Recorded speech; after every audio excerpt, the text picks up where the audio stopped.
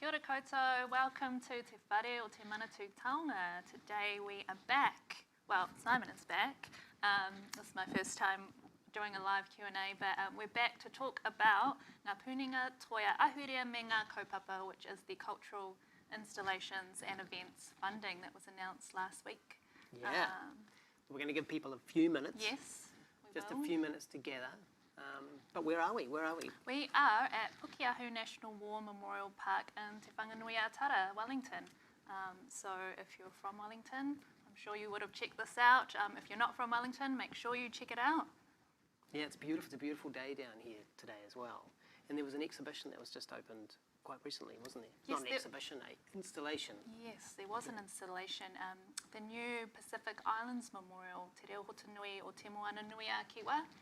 So that is just outside this education centre where we are. So the purpose of that is to pay tribute to Pacific service during wartime. And yeah, if you get a chance, I recommend you come down, you check it out. It's a bronze conch shell, which has poppies layered around it. And yeah, it's about 4 metres high, so it's quite big. Does it make any sound? Is it too big? No, it doesn't make any sound, but I'm sure if you go in and you sit in it and you talk... Can you sit in it? Yes, I think you can sit in it. You can climb inside It's big enough, yeah. It's got a little cove, I guess, where you can sit in and, yeah, reflect and remember. Because it's pretty big. It is pretty big. And so that was designed by Pacifica artist Michael Tuffrey, working with Mellish Architects, I think. So yeah, that was pretty cool to have that unveiled last month. Cool. Come check it out. Yes. Okay, we shall start. E ngā mana, e ngā reo, e ngā iwi o ngā hauiwha, no mai, haere mai, piki mai. Welcome. If you've just joined us, this is a session about cultural installations and events funding. So we're here to answer all your questions. What I might do is I'll start with the karakia to bring us in. I think the words will be posted in the comments below. So if you want to join in, you can. All right. Te kina atura te pūtake o ngā kōrero. I runga i te rangi Mārie, kia ngā kau te tikaha, kia mau ki te hononga tangata, ka whakamaua kia tina, hui e tai ki e. Okay, so I guess we should introduce ourselves. Yeah. I'll start since I'll be doing all the talking. My name is Rosanna Price. I am part of Te Pai Tui Tui Kōrero here at Manatū Taonga, the Ministry for Culture and Heritage. I am just here basically to help facilitate, to get the questions that are on your mind, get them answered by a subject matter expert here, Simon. But I just want to say that I've been at the Ministry for 2.5 years now, and I think a lot of the initiatives that are coming out of the COVID recovery program are fantastic. Check it out if you've just kind of stumbled across this video. Make sure you check out our website, mch.govt.nz, to find out more about the whole program. But yeah, Simon can talk about that too. Kia ora, i te whānau, kia ora koutou, ko Simon Bowden tōko ingoa. I am Kai Tohutu, Principal Advisor in the Cultural Regeneration Fund office at Manatū Taonga. And those funds, of course, are part of about $360 million program, which the government put together leading into the budget last year over 3 years to support the cultural sector in response to the impact and the shock of COVID-19. And so my role is to be someone I'm a person who's worked in the sector for a long time. I used to run an organisation, Te Tumatoi, or the Arts Foundation, and I'm a practising musician as well. And it's to help that plan come together, bringing a sector perspective. Awesome. Yeah, good to have your expertise on board. So how this is going to run is we're going to go through some of the frequently asked questions that we've already been asked by the sector, and that's just a good opportunity to share it wider with you all. So we'll go through some of those, and then in the meantime, if you could just put your questions in the comments. If we don't get through all of the questions today, we will be, the amazing team here will be going through and answering every single comment. And if you have a question that you don't feel like you want to put on a public forum, please feel free to email that to us or direct message us. And again, you can find those details on our website. Okay, so do you want to start with kind of an overview, give us a flavour?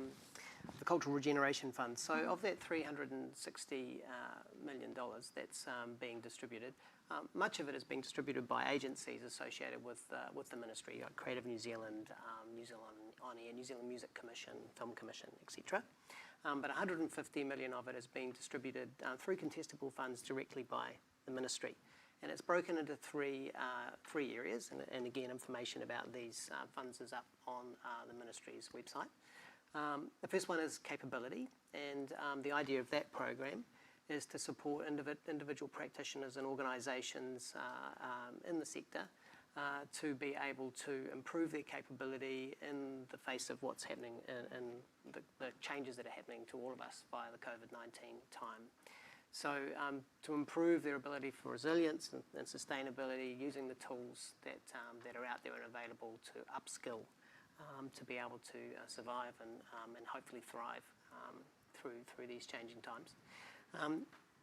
We also have a fund area called Innovation, which is designed to bring people together with fantastic ideas about how we can transform the future of cultural practice in Aotearoa.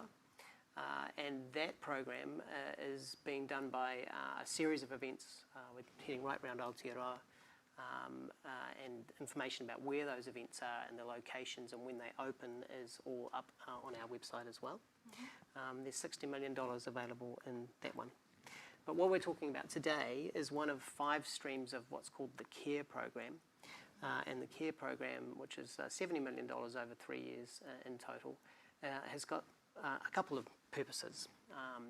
Some of the different streams within it are targeted at specific areas, but the main purpose is to ensure that there is some employment for people. A lot of disruption to arts practitioners, cultural practitioners, opportunities to get work at the moment. So it's designed to provide some work for people, and also with the uncertainty to provide arts activity outcomes, events, things to go and see for the people of Aotearoa. And I really like, there's a beautiful Wakatoki that has been created and given to us as kind of a way of telling the story about these funding initiatives. So I'm just going to read out the Wakatoki for this particular stream. He whakaipurangi he mangatara reo, he awa whakaki wharua. A water source from which springs a stream carves away and transforms into a river that fills valleys. So I really, because I'm quite a visual person and I like storytelling, I really like the idea that the Care Fund is the water source. It's the source of inspiration, and this, the Cultural Installations and Events Funding is one stream of the 5 that's kind of coming out and carving a way through the whenua. And you know, it's all about bringing culture to the people. So I really like that. That is exactly what it's about. An opportunity for arts practitioners, organisations, people within the cultural sector to produce things for the people of Aotearoa to engage with. So I'll outline some of the basic elements of the fund before we jump into some of the questions. So applications are open now in round 1 for projects of up to $20,000 to produce an installation or an event in a publicly accessible space. So that's a place where people regularly go to or is easily discovered by the public. And that could be obviously a park, it could be some sort of transport hub, it could be in a shopping mall which is open to the public. It could be in a community centre or a YMCA, or it could be in a marae, or another place like that. I like this idea of easily or discoverable, because it may be a space that people don't go to frequently, but could be led there to have some sort of interaction with something. And so it's designed, of course, to ensure that, to give the opportunity for practitioners to have employment. So applications should detail how that will happen and who's being employed by it, which will, along the way, give the opportunity for a bit of skills development and when we're connecting with the actual presentation of work. And it will be spread, we hope, well, depends on the applications really, but we'll be really interested to, as much as possible, make sure that people from all over Aotearoa can experience engage with these events in their regions. Yeah, now on the installations part, there's two options. It can be a permanent installation or it can be a temporary installation. Now, building an entire installation for $20,000 that's permanent is a bit of a stretch. But it could be that somebody has a work already created and they're able to negotiate with, say, for example, a city council to permanently install that work. If that is the case, then you need to provide some information about how that work will be maintained in the future. But other than that, installations can be temporary. And events, of course, well, you know, what can you imagine? A music event, a mini festival, a circus event, a comedy event, an event with a literary person doing readings, the display of poetry, other Aotearoa content on a wall. What else? Dance There's countless events. opportunities, really, yeah. And I mean, these are just some examples, and we don't want to, you know, if you're really thinking of these things, then that's great. But you know, these are just examples. It's up to your imagination. Which is we know out there that the minds are whirring already, and all kinds of extraordinary things are brewing inside people's minds. So the first round is open for projects of up to $20,000. There will be a second round as well where we're looking for projects of up to $100,000. There's a lower limit on both of them of 1,000 as well. So between 1,000 and 20,000 or between 1,000 and 100,000.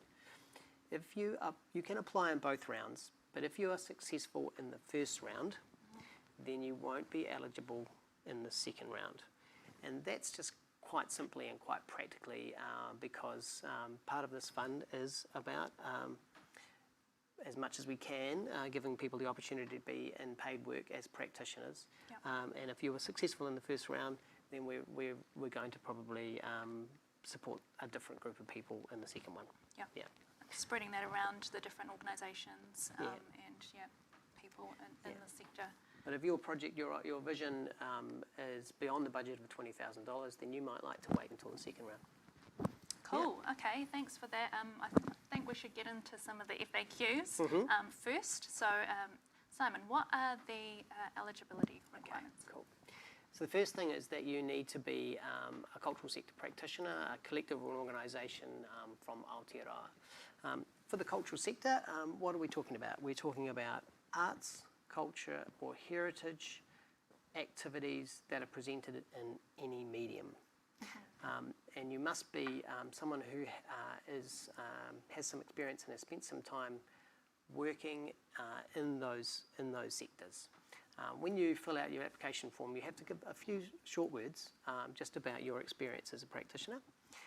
And the reason for that is because we have designed this fund to support people who are established, even if it's early establishment, as practitioners in the cultural sector, because we know that COVID has disrupted so much work streams. You know, if you're a practitioner that works internationally at the moment, there's no chance of that, of course, unless you've come up with some magic digital way of sending your work globally, which many people have, in fact. Yes. This fund is designed to reach people who have lost opportunity because of that. So hence the reason for asking for that, just a little bit of track record information. And the same thing applies to organisations. Also must be an organisation or practitioners from Aotearoa. The fund is for New Zealand practitioners. However, if you do need some resources such as international licensing of work, if what you want to present is critical based on the international licensing of a theatre piece or the use of international music and things like that, then that is okay. But primarily it's for New Zealand practitioners producing New Zealand work. Yeah. Yeah. The other element is that, like we were saying before, the event needs to be in a publicly accessible space or an easily to discoverable space. We talked about parks, beaches, marae, churches, reserves, along the waterfront, those kinds of things. And it's really about bringing culture and creativity into the places where people feel comfortable, frequently go. Yeah. So there's two sides. So we're looking to have employment, and then the other side is that this is an opportunity for the people of Aotearoa to experience New Zealand creative practice. For free as well, eh? That's right. The key thing is that the events must be free. The events and experiences must be free for the public. That's right. Yeah. That's absolutely right. That's that is definitely a criteria as well. And I remember after lockdown when we started to come back together to be able to go to events. I was in Palmerston North and I went to see Tōwhanga, who's this amazing comedian, and he had one show set up, but it actually ended up having to be two shows because so many people wanted to come. And I was talking to people in the audience afterwards, and they still had tears coming because he's a very funny man, Yeah.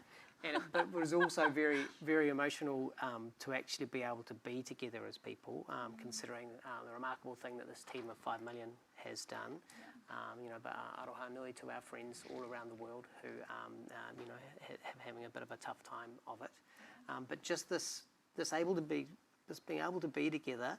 And I talked to some people in the audience, and they hadn't been to a show for a long time, and they were kind of, we can do this. We can come together, and the power of being together as people around a cultural event. It's the right time for us to be doing this. Yes.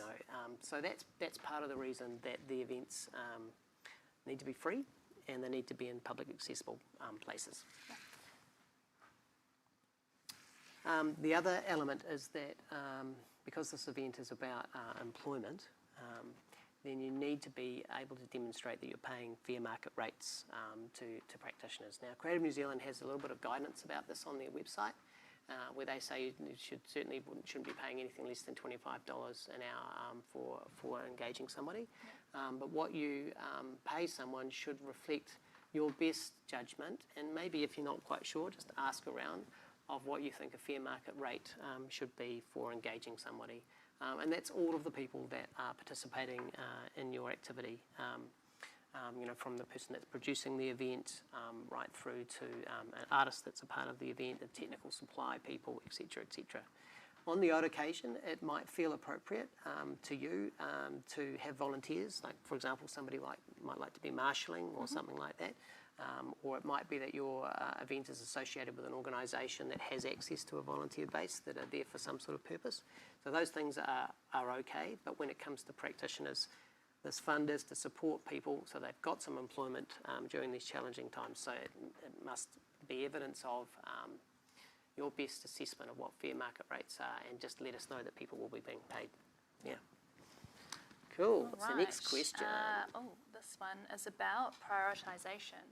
So what is the ministry prioritising in terms of projects? Sure.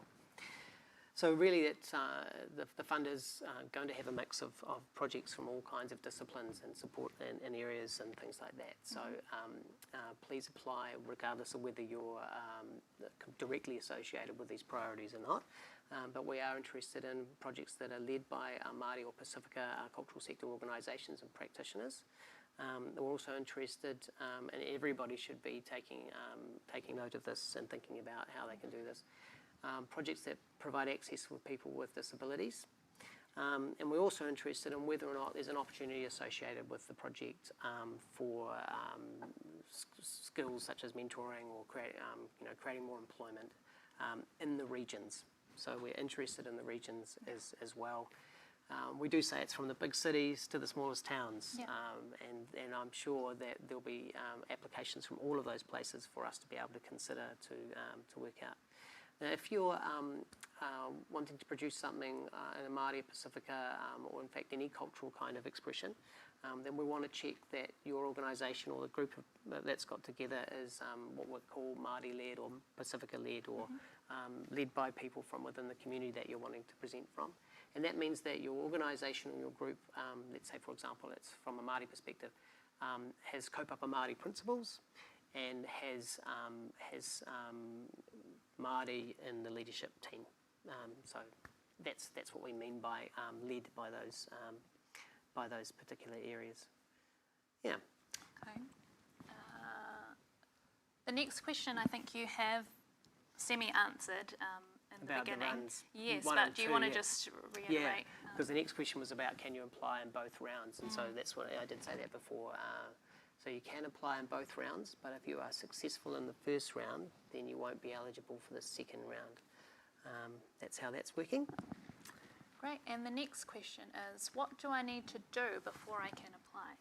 Okay, so we have this wonderful new grant management system, which is available via the Manatū Taonga website, which is www.mch.gov.nz. And when you go there, you navigate your way to the cultural installations and event part of the website. And then you will scroll through the information and find the Apply Now button. Now, before you do that, I highly recommend that you read the guidance, the information that the team has produced. Yeah, I was reviewing it today. It's crystal clear. But if you do have any questions about that, then you can message us on Messenger and on Facebook, or you can email us on support.culture.govt.nz. There's at least 3 really great resources up on the website right now which help people to understand what they're signing up for. So, for example, there's a draft agreement about what you would have to agree to if you were successful in funding. And there's, like I was saying, good information about how to use our grant management system and what you would need to do. And if you read that in advance, then when you open up the grant management system, then you'll already be ready and you'll know what to expect. It's a system which you can save your progress. You can go back, you can edit, you can change, which is pretty standard nowadays for anyone that's filled out applications before. And once you have submitted, of course, then you can't make any changes to it. This particular round, up to $20,000, you don't have to provide any attachments, except if you are applying for a permanent installation, and then we just need to see evidence from an organisation or what system will be used to maintain that permanent installation into the future. Yeah. But here's what to think about. Think about the purpose or the why. Why do you want to do this project? And what is it? You know, the why is, of course, the intention, the artistic intention, or the community that you're trying to connect with, and why you want to connect with that community. What's motivating you to do it? What's special about the idea? What's bringing people together? And obviously, what is quite simply, what is it? We need to know, that kind of basic information. Yeah, and where? And you don't need to get permission in advance from a marae or a Māori Trust Board or a city council or a shopping mall owner or anything like that prior to putting your application in. We expect quite a few applications, so we don't want all the city councils to be hit up with phone calls and can I pre-book this? You need to get those formal permissions if you receive funding. Yeah. But we do hope that people will perhaps go onto websites and look around and do some investigation about what's required. Just be aware of what you need to do. That's right, yeah. Be aware, understand, what the likely costs are, understand what the likely timeline is. So, and where is also about helping us understand that it is in a publicly accessible space and give us a sense of the location. I mean, many people, I imagine, will apply for projects which actually relate to a space. We are producing something under a bridge and we're going to tell the story of the bridge and what the bridge means to this particular town, location or place. And it also has great acoustics, and when we light it up it looks amazing, things like that. So where is so that we can understand that it meets the criteria, but also as part of the story as well. Helpful for you to tell us when it's going to be. The project needs to start within 12 months of receiving funding. So we expect to, for round 1, expect to have decisions, I think, by June, and I think people will find out in July. And so basically the 12 months starts from the beginning of August No. We've just got a team here in the background as well who are helping out. Should I make a correction on that? Okay, they have to be completed within 12 months is the main thing that you need to know from the time that you get the funding. When that exactly is, we're not 100% sure, but it'll be around about the times that I mentioned. Yes, that's the important thing. And the other thing is that you do need to tell us what you might do when the COVID alert level changes, which is pretty standard for anyone that's trying to produce an event at the moment. We, most of them, some of them possibly could go under level 3 and under level 4, but having a plan for level 2 is really good. And we are obviously currently in level 1 at the moment, with that not looking like it's going to change in the foreseeable future. So some notes about that. We're not going to prioritise projects that can happen under all alert levels or anything like that. So just give straight out, honest information about that would be really helpful. And you need to give us the total cost of the project and the breakdown, and include that you're paying people those fair market rates. So I think this might be one of the last questions, that the frequently asked questions. Yeah. How do I apply, and what are you looking for when you evaluate the applications? Okay, so applications need to be made via that online portal by 5 p.m. on Friday the 7th of May. How far away is that? A few weeks. Few weeks, yeah, few weeks. Great, yeah, and we'll put a link, I'm sure, to the application form in the comments, and a link to the website and stuff. Read that application. I can't stress enough. Read that application guide. I might be a bit of a geek, but I actually really enjoyed reading the application guide again today. So it's an enjoyable read if you're like me, but also it will really help you if you're going to apply. And so when evaluating, we're looking at the project, how it's described, who it's for, the location, the impact it will have, the why of the project. Does the project align with the priorities? Is it a region? Is it Pacific or Māori? Does it support access for disabilities, etc.? The project implementation, so let us know how you're going to do it. We need to be able to see as much as we possibly can from what you give us, that there's confidence in the ability to produce the project. And then we need a budget which is realistic, and of course includes that information about how practitioners will be paid fair market rates. And we will have a goal of, as best we can, depending on who applies, ensuring that projects happen right around the motu, like I was saying before, from the big cities to the small towns. And so no one's forgotten. Yes. Yeah. That is very exciting stuff. Thank you, Simon, for sharing that information with us. Now we're going to get to the bit where we are asking your questions. Yeah. Here we go, live audience questions. We've got one from Piripi, kia ora Piripi. Kia ora. So the 20,000 seeding fund, how does that work, and how do you determine what projects need this fund?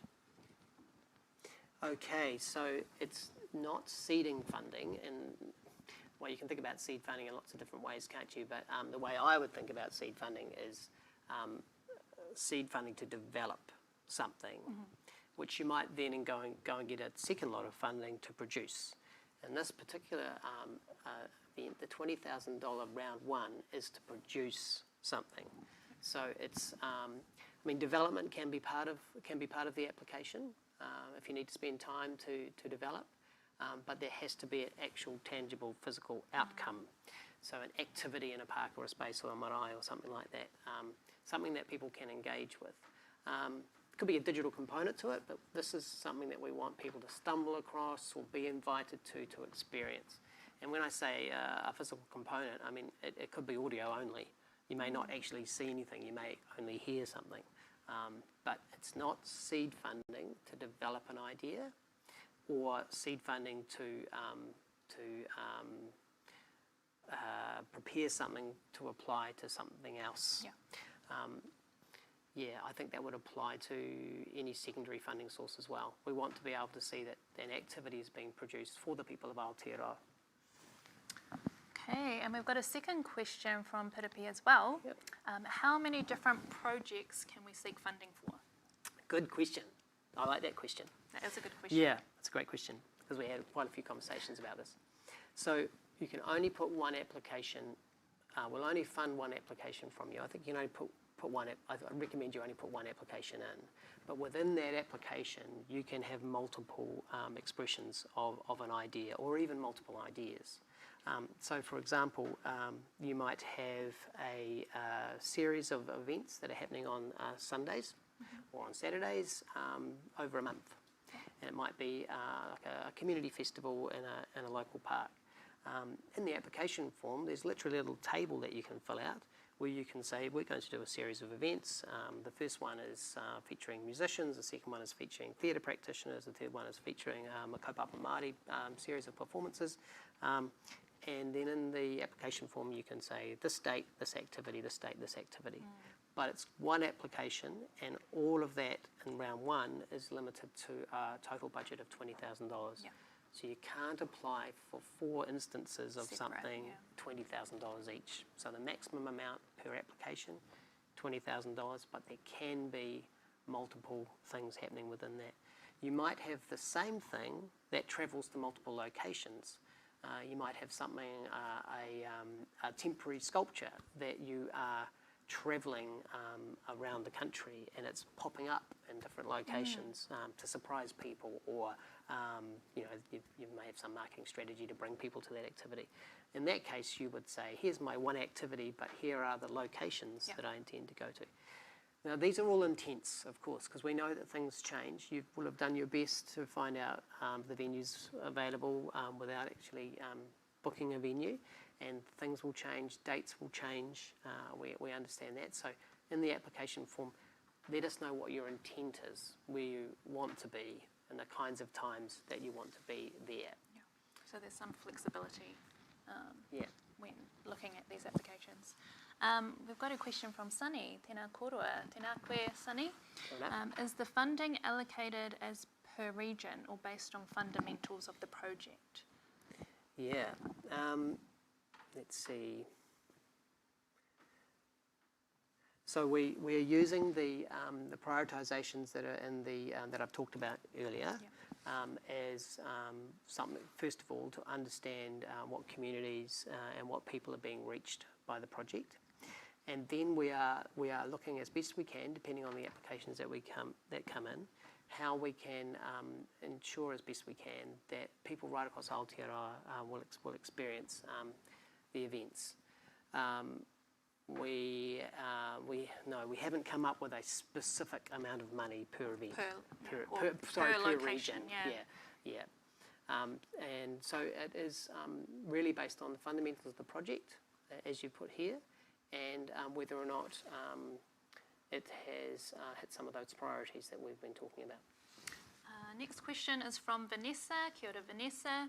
Does a theatre or dance performance classify as an event? Absolutely. Yeah. Totally. Yeah.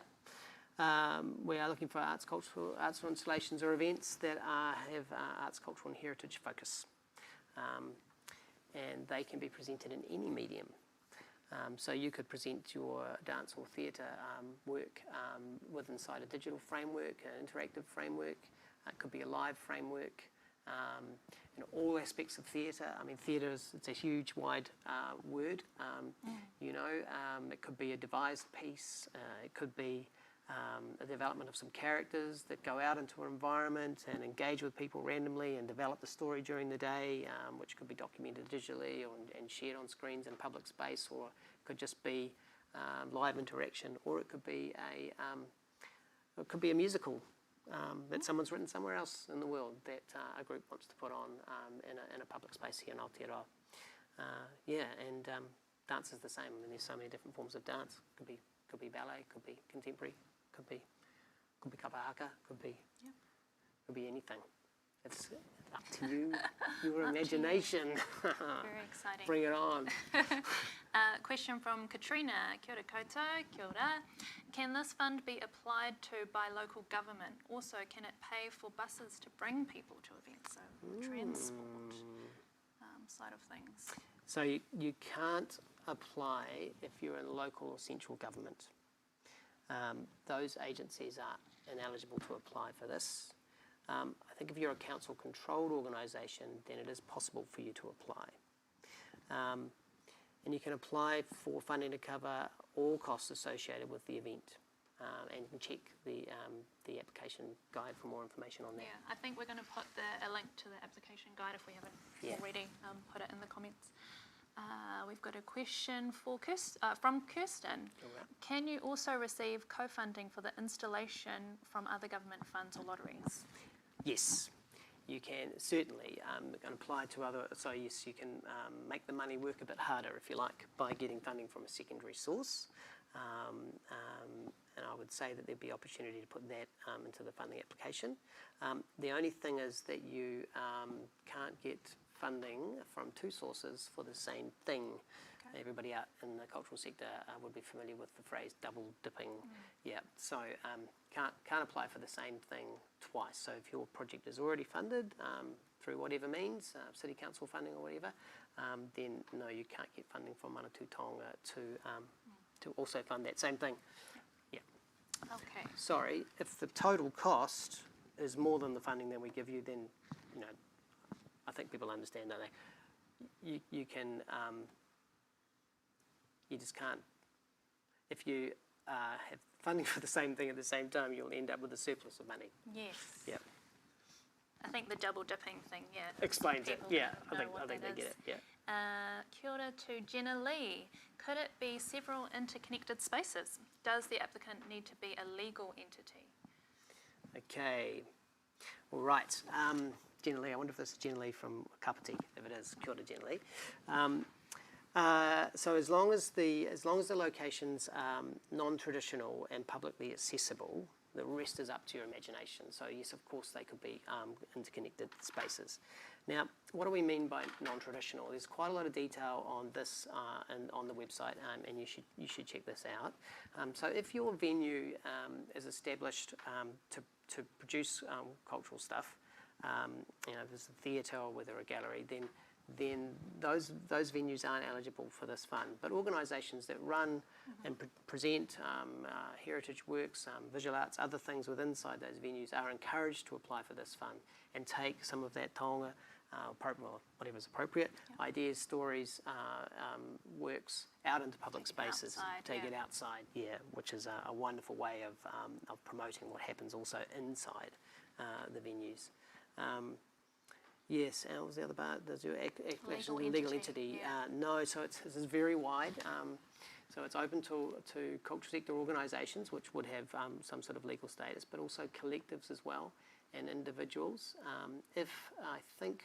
Double check that I know this information is on the application guideline, but if you are applying as a group, then one person within that group needs to be nominated as the person that is the one that we make the contract with, because we have to do a contract with anyone who applies. Yeah. Okay, so we've got a question here from Waitangi. Kia ora, Waitangi. Can first round funding be accessed for installations in June or be accessed after the installation? I see. So it says here we expect to communicate decisions to applicants in June 2021 and make successful payments from July 2021.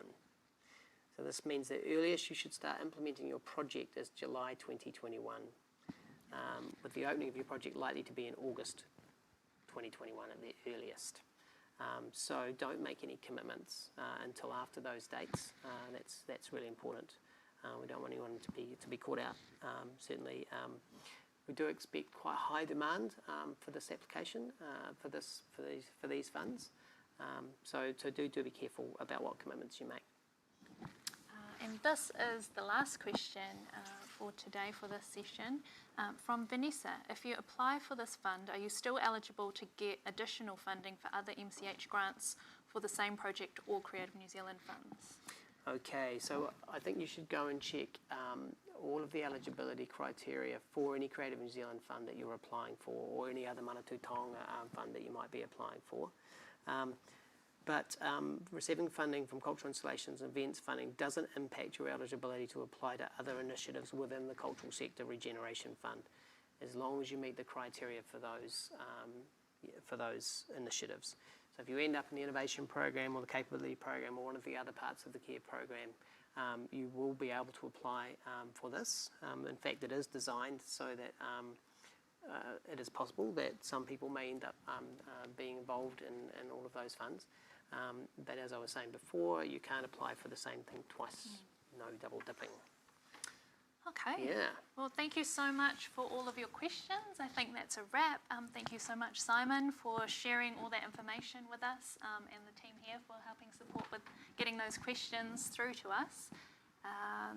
So our social media people will continue to look at all the questions if there's any that we haven't answered in this session, and they will continue to give you the answers.